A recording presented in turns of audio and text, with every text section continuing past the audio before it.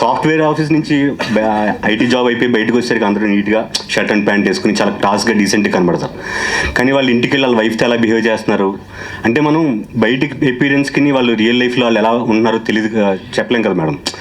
So యాక్చువల్గా psych character అనగానే అందరూ ఏంటంటే వాడికి ఒక సైక్గా లుక్ కూడా సైక్గా గడ్డం పెంచేసి ఒక డ్రగ్ ఎడిక్ట్ లాగా సంథింగ్ అలా చూపిస్తారు. కానీ చాలా డీసెంట్గా ఉండి ఇంట్లో పిల్లలతో చాలా వైల్డ్గా బిహేవ్ చేస్తూ వాళ్ళని ఎంతో టార్చర్ పెడుతుంటారు. వాళ్ళు బయటికి వెళ్ళి చెప్పలేరు. ఇన్ని చూసేసరికి మనం వీడు ఇంత నీట్గా ఉన్నాడు, వీడు ఇలా బిహేవ్ చేస్తాడని చెప్పలేం. సో అలాగా నందు నాకు అంత క్లాస్గా కనబడి ఈయన ఇంటికి వెళ్ళి వైల్డ్గా ఉండొచ్చేమో. నందు గారు ఆన్సర్ చెయ్యాలి.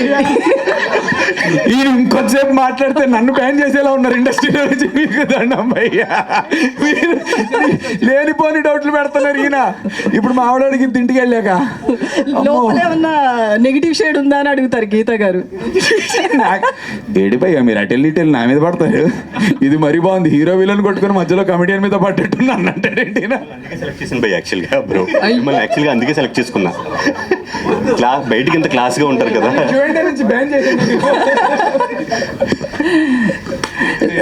సో నందు గారు, ఇప్పుడు టాక్సిక్ రిలేషన్స్ అనేది రీసెంట్గా చాలా పెరుగుతుంది, చాలా ఎక్కువ. సో వాటి గురించి ఏం చెప్తారు? అంటే మీరు ఒక యంగేజ్ లోనే ఉన్నారు కాబట్టి యూత్ కావచ్చు, ఈ టాక్సిక్ రిలేషన్ లో ఉన్న వాళ్ళు ఎలా బయటపడాలని కావచ్చు, దాని గురించి ఏం మాట్లాడతారు? మ్యామ్, బయటపడటం అనేది నేను జెన్యున్గా అనుకోవటం, వన్ హ్యాస్ చాలా సెల్ఫిష్గా ఉండాలి మ్యామ్. హ్యాపీనెస్ అనేది, happiness is one thing that you need to be very selfish about అంటారు.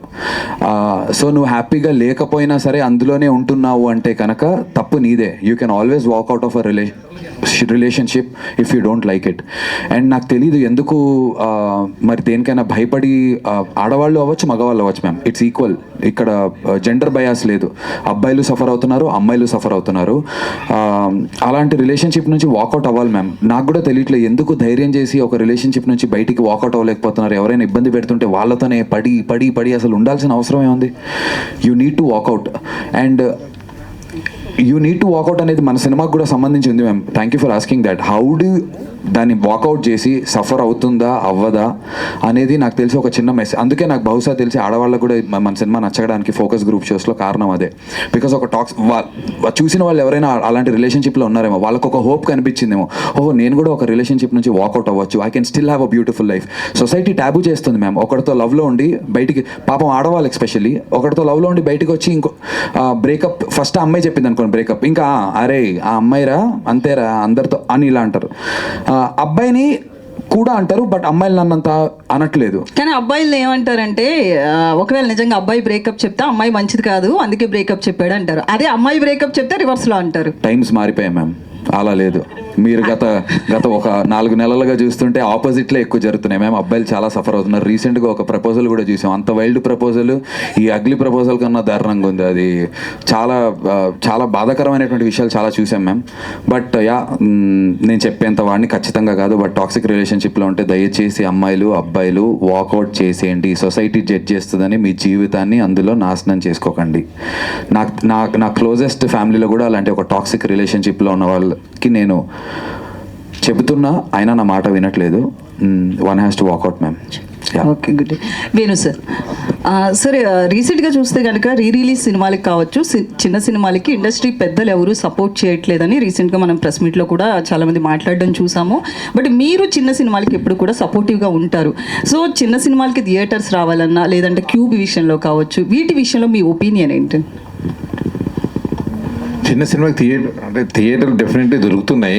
అది దొరకవని కొన్ని సందర్భాల్లో పెద్ద సినిమాలు వచ్చినప్పుడు ఏమంటే ఫెస్టివల్ సీజన్ ఆ టైంలో తప్ప 99% చిన్న సినిమా. నేను లాస్ట్ 20 years నుంచి చిన్న సినిమాలు మిడిల్ సినిమాలో చేస్తున్నా. థియేటర్ ప్రాబ్లం ఎప్పుడు రాలే. కాంపిటీషన్ వచ్చినప్పుడు కొన్నిసార్లు జరుగుతుంది. అది బాగున్న సినిమాకి ఎగ్జిబిటర్స్ సొంత సినిమా వాళ్ళది ఉన్నా అలా ఆడకపోతే పక్కన చిన్న సినిమా బాగుందంటే ఆ కంపల్సరీ థియేటర్కి సినిమా ఇస్తారు వాళ్ళు. అది జరుగుతుంది. రెండోది క్యూబ్ అన్నది, క్యూబ్ది ఎక్స్పెన్సెస్ కింద వస్తుంది. ప్రొడ్యూసర్ ఎగ్జిబిటర్లో ఎక్స్పెన్సెస్ కింద వస్తాయి. ఎక్కువ ఎక్స్పెన్సెస్ అయిపోతున్నాయి, దాని తగ్గట్టుగా డబ్బులు రావట్లేదని ఛాంబర్ ద్వారా చాలా మీటింగ్స్ జరుగుతున్నాయి. కొన్ని రోజుల్లో సాల్వ్ అవుతుంది ఆ ప్రాబ్లం. అది అందరికీ మిడిల్ సినిమా లో బడ్జెట్ సినిమాలకి ఎక్కువ ఎక్స్పెన్సివ్ కనిపిస్తున్నాయి.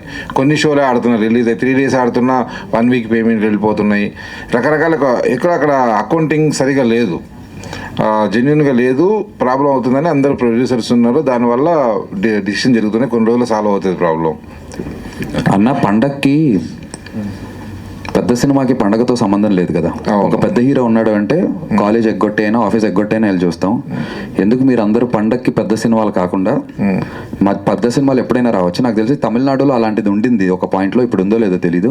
పండక్కి చిన్న సినిమాలను వదలొచ్చుగా, ఖాళీగా ఉన్నప్పుడు హాలిడేస్ ఉన్నప్పుడు చిన్న సినిమాలు ఎక్కువ బతుకుతాయి. ఎస్, అది ఎగ్జిబిటర్స్ ఒక సినిమా మొత్తం ఇయర్ మొత్తం థియేటర్ రన్ అవ్వాలంటే చాలా ఎక్స్పెన్సివ్. కాబట్టి హీరోల సినిమా లార్జర్ క్రౌడ్ వచ్చే సినిమాలకి ప్రిఫరెన్స్ ఇస్తూ వెళ్తాం. ఇస్ ట్రేడ్ బాడీ డిసిషన్ ప్రకారం ఉంటుంది అది. అంటే ఇది ఆడవని కాదు, చిన్న సినిమాలకు స్పేస్ ఉంది, స్పేస్ లేదు.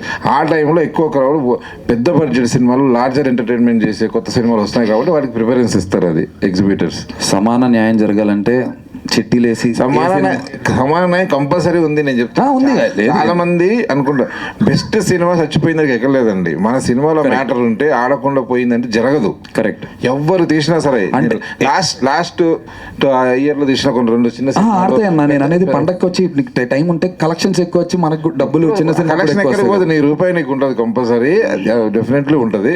సీజన్ అన్నప్పుడు అది జరుగుతుంది. అంతే మామూలు రీజన్లు వచ్చినప్పుడు గ్యాప్ ఉంది కదా, 3-4 weeks. ఇప్పుడు మన సినిమా రిలీజ్ అవుతుంది, 2 weeks గ్యాప్ ఉంది. కలెక్షన్ చేయడం 2 weekends ఉన్నాయి నాకు, కాబట్టి అది చేసుకోవచ్చు.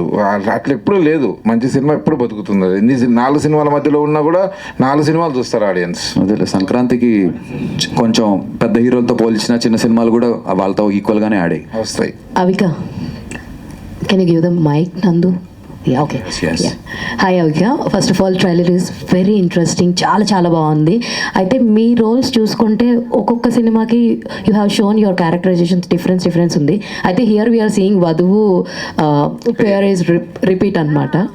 So we are eagerly waiting for Vadhuvu also. I'm also waiting Vadhuvu 2 కోసం. Yes. అగ్లీ స్టోరీ పెడుతుంటే కింద వధువు 2 ఎప్పుడు అని కూడా అడుగుతున్నారు మమ్మల్ని.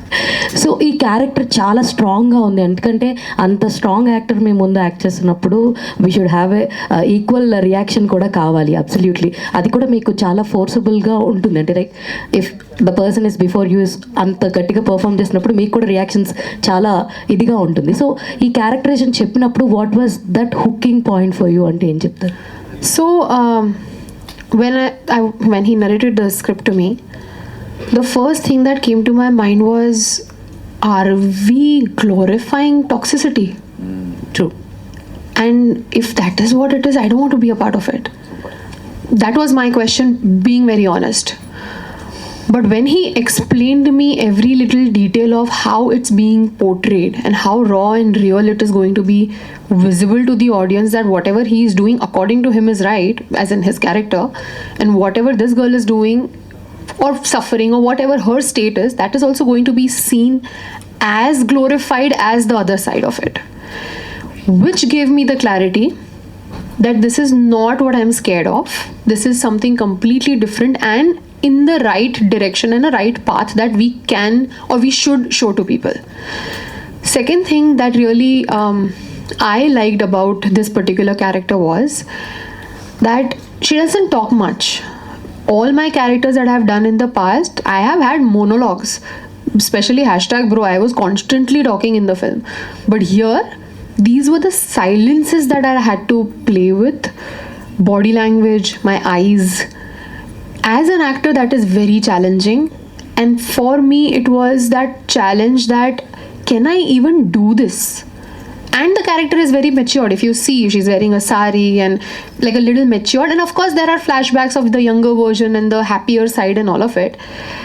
And coincidentally, there are these little things that happened on the shoot. I'll mention one of them. Whenever we were shooting the sequences where she is suffering or sad, I have lost drastic weight.